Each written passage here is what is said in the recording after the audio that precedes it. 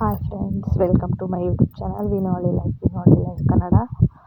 ನಾನು ನಿಮ್ಮ ಮನೆ ಮಗಳು ಪವಿತ್ರ ಮಾತಾಡ್ತಿದ್ದೀನಿ. ಇವತ್ತು ಶನಿವಾರದ ಬ್ಲಾಗಿದು. ಚಿಂಟು ಬೆಳಗ್ಗೆನೇ ಎದ್ಬಿಟ್ಟು ಟೀ ಮಾಡಿಟ್ಟು ಹೋಗಿದ್ದಾಳೆ. ಟೀ ಕುಡಿದ್ಬಿಟ್ಟು ನಾನೇ ಅಂತೂ ಬದನೆಕಾಯಿ ಚಟ್ನಿ ಮಾಡೋಣ ಅಂತ ಇಟ್ಟಿದ್ದೀನಿ. ಇವತ್ತು ಮನೆ ಕ್ಲೀನಿಂಗ್ ಇದೆ, ಮತ್ತು ರಗ್ಗುಗಳೆಲ್ಲ ವಾಶ್ ಮಾಡ್ಬೇಕಂತಿದ್ದೀನಿ. ಮತ್ತು ಒಂದು ವಾರದ ಬಟ್ಟೆಗಳೆಲ್ಲ ಹಾಗೆ ಇದೆ, ಬಟ್ಟೆ ತೊಳಿಬೇಕು. ಅದೆಲ್ಲ ರಿಸ್ಕಲ್ಲ ಮನೆ ಕ್ಲೀನ್ ಮಾಡೋದು. ಇವತ್ತು ಶನಿವಾರ ಎಷ್ಟೊತ್ತಿದ್ರು ಬಟ್ಟೆ ಕ್ಲೀನಾಗಿ ಮತ್ತು ಮನೆ ಧೂಳೆಲ್ಲ ಕೊಡಬೇಕು. ಯಾಕಂದರೆ ಮತ್ತು ನಾಳೆ ಅಮಾವಾಸ್ಯೆ ಇದೆ. ನಾಳೆ ಬೇಕಿದ್ದರೆ ಮನೆಗೆ ನೀರು ಬಿಟ್ಟು ನೆಲ ತೊಳ್ಕೊಂಡು ಪೂಜೆ ಮಾಡೋಕ್ಕಾಗುತ್ತೆ.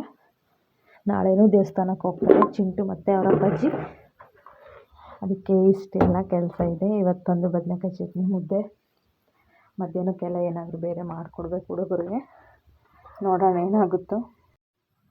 ಇದು ಪಾಪುಗೆ ಹಾಲು ಕೊಟ್ಟೆ. ಹಾಲು ಕೊಟ್ಬಿಟ್ಟು ಉಪ್ಪಿಟ್ಕೊಳ್ಳೋಣ ಅಂತ ಹೋಗ್ತಾಯಿದ್ದೀನಿ ಬಾಗಿಲಿಗೆ. ಬೆಳಿಗ್ಗೆನೇ ಬಾಗಿಲು ತೊಳೆದು ಹೋಗಿದ್ದಾಳೆ ಚಿಂಟು. ಪಾತ್ರೆ ಎಲ್ಲ ತೊಳೆದಿಟ್ಟೆ, ಕಳಿಸ್ದೆ ಅವ್ರ ಅಪ್ಪಾಜಿನ. ಬಾಕ್ಸಿಗೂ ಅನ್ನ ಮೊಸರು ಕಳಿಸಿದ್ದೀನಿ. ಇವತ್ತು ಚಟ್ನಿ ಬೇಡ ಅಂತ ಬಟ್ಟೆ ಎಲ್ಲ ನೆನೆಸಿಟ್ಟಿದ್ದೀನಿ. ಈ ಕಡೆ ಎಲ್ಲ ಕಲರ್ ಬಟ್ಟೆ ಹಾಕಿದ್ದೀನಿ. ಫಸ್ಟು ಬಂದು ಇದು ಹಾಕಿದ್ದೀನಿ. ಚಿಂಟು ಬೇರೆ ಬಂದಳು. 2 ಗಂಟೆ ಟೈಮ್ ಆಗಿದೆ. ಪಾಪು ನಾನು ಸ್ವಲ್ಪ ಲೇಟಾಗಿ ಮಲಗಿಸಿರೋದ್ರಿಂದ ಮಲಗಿದ್ದಾನೆ. ಇನ್ಮೇಲೆ ನನ್ನ ಕೆಲಸ ಸ್ಟಾರ್ಟ್ ಆಗುತ್ತೆ. ಅವಳು ಸಿದ್ಧೆ ಇರೋದು, ಶೆಲ್ಪತ್ತಿ ಎಲ್ಲ ಕ್ಲೀನ್ ಮಾಡ್ಕೊಡ್ತಾಳೆ. ಈ ರಗ್ಗುಗಳೆಲ್ಲ ಒಗಿಬೇಕು. ಬಟ್ಟೆ ಎಲ್ಲ ಆದಮೇಲೆ ಒಗಿತೀನಿ. ಪಾಪು ಇನ್ನು ಮಲಗಿದ್ದಾನೆ. ಚಿಂಟು ಬಂದು ಶೆಲ್ಪೆಲ್ಲ ಹತ್ತಿ ಸಾಮಾನೆಲ್ಲ ಇಳಿಸ್ಬಿಟ್ಟು ಧೂಳು ಕೊಡ್ತಾ ಇದ್ದಾಳೆ ಹಂಚಿನ ಮೇಲಿಂದು. ನನಗಾಗಲ್ಲ ಅಂತ ಶೆಲ್ಪ್ ಹತ್ತಿದ್ದಾಳೆ. ಶೆಲ್ಪೆಲ್ಲ ಒರೆಸ್ಕೊಡ್ತೀನಿ ಅಂತ ಹೇಳಿದ್ದಾಳೆ. ಹೆಂಗೋ ಧೂಳೊಂದು ಕೊಟ್ಟರೆ ಸಾಕಂತ ಕಾದಿದ್ದೀನಿ. ನಾನು ಒರೆಸ್ಕೊಳೋದೇನು ಒರೆಸ್ಕೊಳ್ಬೋದು, ಚೇರ್ ಹಾಕ್ಕೊಂಬಿಟ್ಟಂತ. ಹಂಚಲ್ಲಿ ತುಂಬ ಧೂಳಿತ್ತು. ನಾನು ಈ ಕಡೆ ಬಟ್ಟೆ ವಾಶ್ ಮಾಡ್ತಾಯಿದ್ದೀನಿ. ಬಟ್ಟೆನೂ ವಾಶ್ ಆದವು. 2 ರಗ್ಗು ಆದವು, ಇನ್ನೂ 2 ರಗ್ಗಿದ್ದಾವೆ ಇದ್ದಿದ್ದು. ಮತ್ತೆ ನೋಡಿ ಇಷ್ಟು ಬಟ್ಟೆ ಒಗ್ದು ಹಾಕಿದ್ದೀನಿ. ಚಿಂಟು ಎಲ್ಲ ಅಡುಗೆ ರೂಮಿಂದೆಲ್ಲ ಧೂಳು ಕೊಡಿದ್ದಾಳೆ. ನಾನು ಸೈಡಿಂದು ಗೋಡೆದು ಎಲ್ಲ ಕೊಡ್ಕೊಂಡು ಕಸ ಎಲ್ಲ ಹೊಡೆದಾಕಿ ಬಟ್ಟೆ ಎಲ್ಲ ಆದಮೇಲೆ ಮತ್ತು ಹಟ್ಟದ ಮೇಲೆ ಹೋಗಿ ಕ್ಲೀನ್ ಮಾಡೋಣ ಅಂತಿದ್ದೀನಿ. ಪಾತ್ರೆ ಧೂಳಾಗುತ್ತೆ ಅಂತ ಹೊರಗಡೆನೇ ಇಟ್ಟಿದ್ದೀನಿ ತೊಳೆದಿದ್ದು. ವೇದು ಪಾಪು ಎದ್ದ. ನೋಡಿ ಚಿಂಟು ಈ ಥರ ರೆಡಿ ಮಾಡಿದ್ದಾಳೆ. ನಾನು ಇವತ್ತು ಊಟ ಮಾಡಿಸ್ತಾ ಇದ್ದಾಳೆ ಅವನಿಗೆ.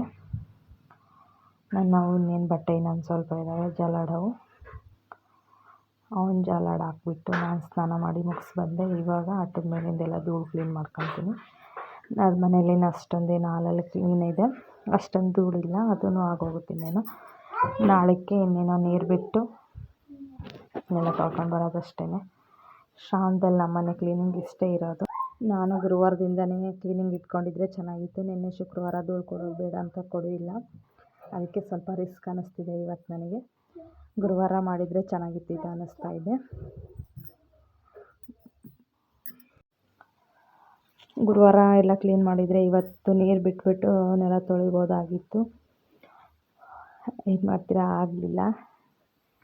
ಬೇರೆ ಕೆಲಸ ಇತ್ತು ನನಗೆ ಗುರುವಾರದ ದಿನ.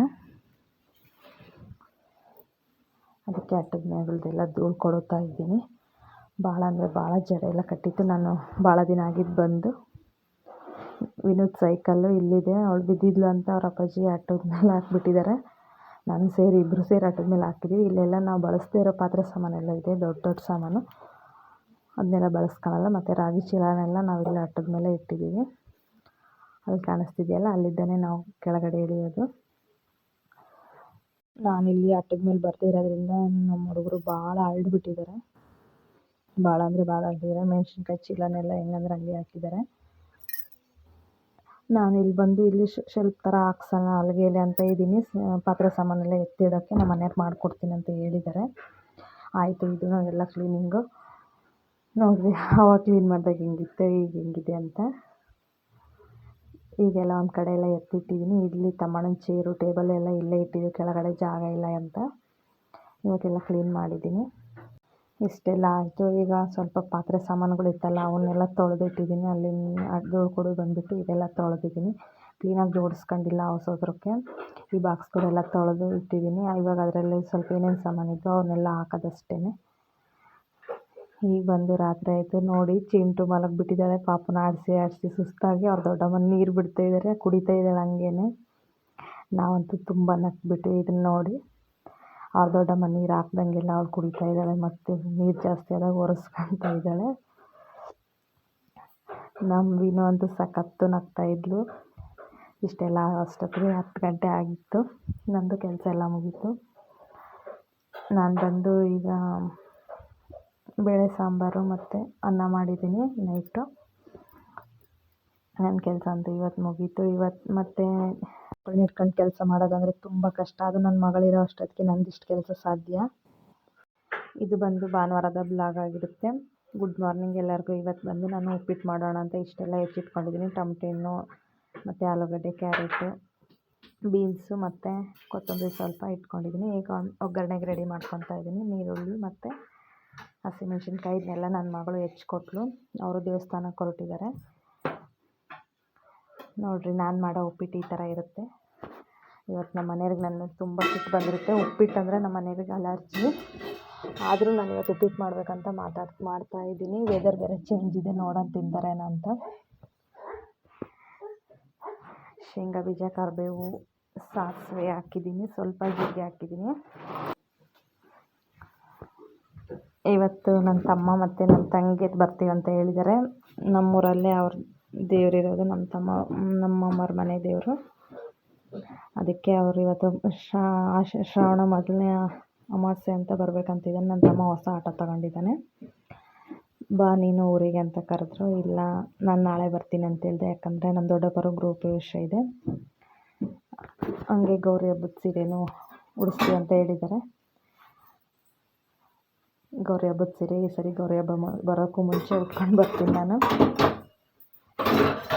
ಈಗ ಹಸಿಮೆಣ್ಸಿನ್ಕಾಯಿ ಮತ್ತು ನೀರುಳ್ಳಿ ಹಾಕ್ತಾಯಿದ್ದೀನಿ.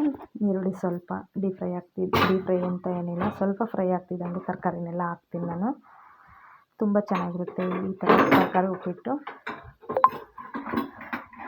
ನೀವು ಯಾವ ಥರ ನಿಮ್ಮ ಮನೇಲಿ ಉಪ್ಪಿಟ್ಟು ಮಾಡ್ತೀರಾ ಅಂತ ನನಗೆ ಸ್ವಲ್ಪ ಕಮೆಂಟ್ ಮಾಡಿ ತಿಳಿಸಿ. ಈಗ ನೋಡ್ತಾ ಇರ್ಬೋದು, ತರಕಾರಿ ಎಲ್ಲ ಹಾಕ್ತಾಯಿದ್ದೀನಿ.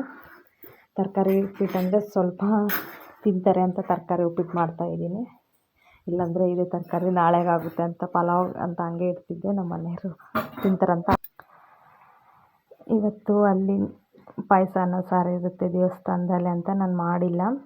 ಅಲ್ಲೇ ನಮ್ಮ ಅಮ್ಮರವರಲ್ಲೇ ಅಲ್ಲಿನೂ ಜಗಳೂರಜ್ಜನ ದೇವಸ್ಥಾನದ ಹತ್ರ ಪಾಯಸ ಅನ್ನ ಸಾರು ಮಾಡಿದ್ದಾರೆ. ಅಲ್ಲಿ ಊಟ ಮಾಡಿ ಬರ್ತಾರಂತ. ನಮಗಷ್ಟೇ ಇವತ್ತು ಉಪ್ಪಿಟ್ಟು ಮಾಡ್ಕೊತಾ ಇದ್ದೀನಿ.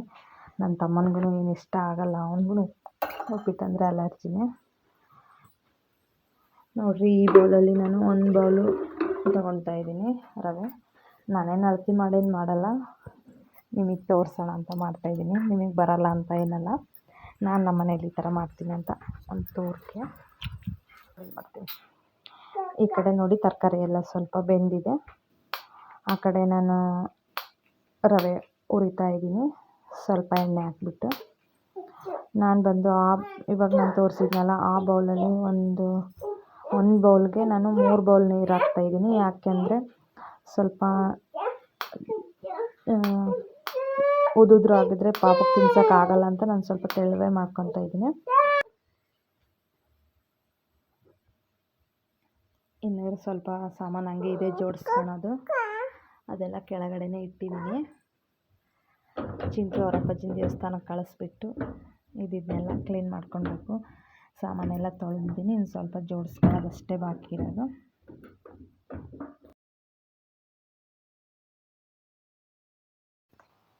ನೀವು ನೋಡ್ತಾ ಇರ್ಬೋದು, ಈಗ ಸ್ವಲ್ಪ ಮಳೆ ಬರ್ತಾಯಿದೆ. ನೀರು ಮರಳಬೇಕಾದ್ರೆ ರವೆ ಹಾಕ್ಬಿಟ್ರೆ ಒಂದು ಕುದಿ ಬಂದರೆ ಸಾಕು. ನಾನೇನು ಪೂರ್ತಿ ಇನ್ನು ಲೇಟೆಲ್ಲ ತಿನ್ನೋದು, ಸುಮ್ಮನೆ ಒಂದು ಸ್ವಲ್ಪ ಬಿಟ್ಟು ಚೆನ್ನಾಗಿ ಗಂಟಿಲ್ದಂಗೆ ಒಂದು ಕೈಯಲ್ಲಿ ಫೋನ್ ಇದೆ, ವಿಡಿಯೋ ಮಾಡ್ಕೊತಾ ಇದ್ದೀನಿ, ಒಂದು ಕೈಯಲ್ಲಿ ಹಾಕ್ತಾಯಿದ್ದೀನಿ. ಅದಕ್ಕೆ ಅರ್ಧ ಹಾಕ್ಬಿಟ್ಟು ಮತ್ತು ಇನ್ನು ಸ್ವಲ್ಪ ಹಾಕ್ತೀನಿ. ಚೆನ್ನಾಗಿ ಮಿಕ್ಸ್ ಕೊಟ್ಬಿಟ್ಟು ಪ್ಲೇಟ್ ಮುಚ್ತೀನಿ. ಯಾಕಂದರೆ ಇವತ್ತು ಪ್ಲೇಟ್ ಮುಚ್ಚೋಕ್ಕಾಗಲ್ಲ, ಸ್ವಲ್ಪ ಪಾತ್ರೆ ನಾನು ದೊಡ್ಡ ಇಟ್ಕೋಬೇಕಾಗಿತ್ತು.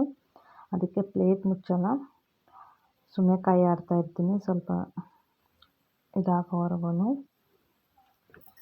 ಸ್ವಲ್ಪ ನೀರು ಜಾಸ್ತಿನೇ ಇಟ್ಟಿದ್ದೀನಿ, ತೆಳುವೆ ಇರಲಿ ಪಾಪಕ್ಕೆ ತಿನ್ಸೋಕ್ಕಂತ.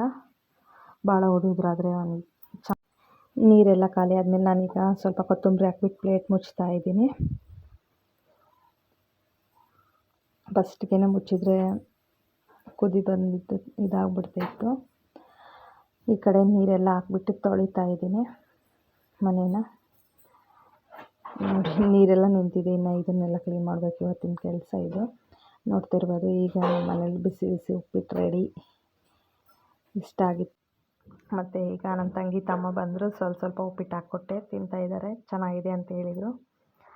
ಇದು ಬಂದು ಸೋಮವಾರದ ಬ್ಲಾಗ್. ನಾನು ಊರಿಗೆ ಹೋಗ್ತಾಯಿದ್ದೀನಿ, ಗೃಹ ಪ್ರವೇಶ ಇದೆ ಎಲ್ಲ ದೊಡ್ಡಪ್ಪರ ಮನೆಯಲ್ಲಿ ಇವತ್ತು, ಅದಕ್ಕೆ ಊರಿಗೆ ಹೋಗ್ತಾಯಿದ್ದೀನಿ. ವೇದು ಪಾಪದು ಚೈನ್ ಹಾಕ್ಕೊಂಡಿದ್ದೀನಿ. ನೋಡಿ ನಾನು ಈ ಥರ ರೆಡಿ ಆಗಿದ್ದೀನಿ. ಮತ್ತು ಮೊನ್ನೆ ಟಾಪ್ ತೊಗೊಂಡಿದ್ನಲ್ಲ, ಅದೇ ಟಾಪೇ ನಾನು ಹಾಕ್ಕೊಂಡು ಹೋಗ್ತಾಯಿದ್ದೀನಿ. ಈಗ ಕಾಣ್ತಿದೆ ನೋಡಿ ಅಂಬ್ರೆಲಾ ಟಾಪು. ನಾವೀಗ ಬಸ್ಸಿಗೆ ಹೋಗಬೇಕು. ಅವ್ರ ಅಪ್ಪಾಜಿ ಬೆಳಗ್ಗೆ ಬಿಟ್ಟು ಹೋಗ್ತೀನಿ ಅಂತ ಹೇಳಿದರು. ಇಲ್ಲ ಬ್ಯುಸಿ ಇದ್ದಾರೆ ಅಂತ ಹೋದ್ರು ಅವರು. ನಾನೀಗ ವೇದು ಪಾಪನ ವಿನನ ಕರ್ಕೊಂಡು ಹೋಗಬೇಕು. ಚಿಂಟುನ ಕರ್ಕೊಂಡು ಹೋಗ್ತಾ ಇಲ್ಲ, ಅವಳನ್ನು ಇಲ್ಲೇ ಬಿಟ್ಟು ಹೋಗ್ತಾಯಿದ್ದೀನಿ. ವಿನು ನೋಡಿ ಈ ಥರ ರೆಡಿ ಆಗಿದ್ದಾಳೆ, ಟೋಪಿ ಇಟ್ಕೊಂಡು ಬಿಟ್ಟಿದ್ದಾಳೆ. ಬೈಕಲ್ಲಿ ಹೋದಾಗ ಟೋಪಿ ಹಾಕ್ಕೊತೀನಲ್ಲ ಅದಕ್ಕೆ. ವೇದು ಪಾಪು ಇಲ್ಲಿ ರೆಡಿಯಾಗಿ ಆಟ ಆಡ್ತಾ ಇದ್ದಾನೆ. ನಾವೀಗ ಬಸ್ಸಿಗೆ ಕಾಯ್ತಾ ಇದ್ದೀನಿ. 12:15 ಬಸ್ಸಿಗೆ ಹೋಗೋಣ ಅಂತ ಹೊರಟಿದ್ದೀನಿ. ಮಕ್ಕಳನ್ನ ಹಿಡ್ಕೊಂಡು ಕೆಲಸ ಮಾಡೋದಾಗಲಿ, ಇಲ್ಲ ಎಲ್ಲಿಗಾದ್ರೂ ಹೊರಟು ಹೋಗೋದಾಗಲಿ ತುಂಬ ಕಷ್ಟ. ಅದು ಅನುಭವಿಸ್ದವ್ರಿಗೆ ಮಾತ್ರ ಗೊತ್ತಾಗೋದು. ನನ್ನ ಮಕ್ಕಳು ಎಷ್ಟು ದಿನಕ್ಕೆ ದೊಡ್ಡವರಾಗ್ತಾರೆ ಅಂತ ನಾನು ದೇವ್ರ ಹತ್ರ ಕೇಳ್ಕೊತಾ ಇದ್ದೀನಿ. ನಾನು ಯಾವ ಬ್ಯಾಗು ತಗೊಂಡು ಹೋಗ್ತಾಯಿಲ್ಲ, ಇದರಲ್ಲೇ ಇಟ್ಕೊಂಡಿದ್ದೀನಿ. ತಮ್ಮನಂದು ಮತ್ತು ವಿನೋದು ಮತ್ತು ನಂದೊಂದು ಬ್ಯಾಗು. ಒಂದು ಜೊತೆ ಮಾತ್ರ ಬಟ್ಟೆ ತಗೊಂಡು ಹೋಗ್ತಾಯಿದ್ದೀನಿ ನಂದು. ಮಂಗಳವಾರನೇ ಬಾ ಅಂತ ಹೇಳಿದ್ದಾರೆ. ಅವ್ರ ಅಪ್ಪಾಜಿಗೆ ಸಾಂಬಾರಿದೆ. ನೈಟು ಒಂದು ಚಿಂಟು ಅನ್ನ ಮಾಡ್ತಾಳೆ, ಕಡಲೆಕಾಳು ಸಾಂಬಾರು ಮಾಡಿದ್ದೀನಿ. ಪ್ಲೀಸ್ ಯಾರು ಲೆಂತ್ ಆಯಿತು ವೀಡಿಯೋ ಅಂತ ಬೇಜಾರಾಗಬೇಡಿ. ಇದೇನಪ್ಪ ಶನಿವಾರದಿಂದ ಸೋಮವಾರದವರೆಗೂ ಬ್ಲಾಗ್ ಹಾಕ್ಬಿಟ್ರು ಅಂತ. ವೇದು ಪಾಪು, thank you for watching. Please ನನ್ನ ವೀಡಿಯೋಗೆ ಲೈಕ್ ಮಾಡಿ, ಶೇರ್ ಮಾಡಿ, ಸಪೋರ್ಟ್ ಮಾಡಿ, ಸಬ್ಸ್ಕ್ರೈಬ್ ಆಗಿ. Thank you for all. Bye bye.